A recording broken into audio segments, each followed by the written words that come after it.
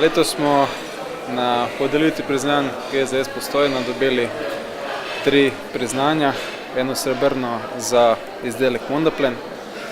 Mondaplen je izdelek, katerega smo razvili v sodelovanju z partnerjem iz Italije.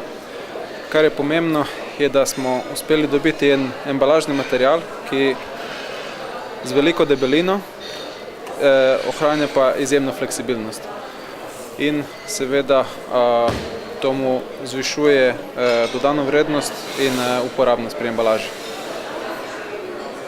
Razvili smo tudi 2 izdelka, za katere smo dobili bronasta priznanja. To so izdelek Plamasound in izdelek Thermosalent DS50. Izdelki so namenjeni za gradbeništvo. To je en sektor, ki je sicer v krizi, ampak vidimo velike možnosti v tem sektorju v inovacijah, v inovativnih izdelkih, v izdelkih, kateri bojo prinesli neko novost na trg in bojo spodbudili končne kupce, da probajo nekaj novega, da probajo nekaj, ki jim bo olajšalo življenje, in sicer tukaj gre za zvočno izolacijo. Mondaplen, Thermosalent, Plamasound, 3 letošnje vaše inovacije. Kakšna je vaša inovacijska klima v podjetju? Glede na priznanja kaže dobro, ampak moram vseeno reči, da to je ena od tistih ključnih stvari, ker je treba delati na tem, da je klima dobra in stabilna, ker potem lahko človek pričakuje več inovacij. In to ne samo na izdelkih, ampak na celotnem delovanju podjetja.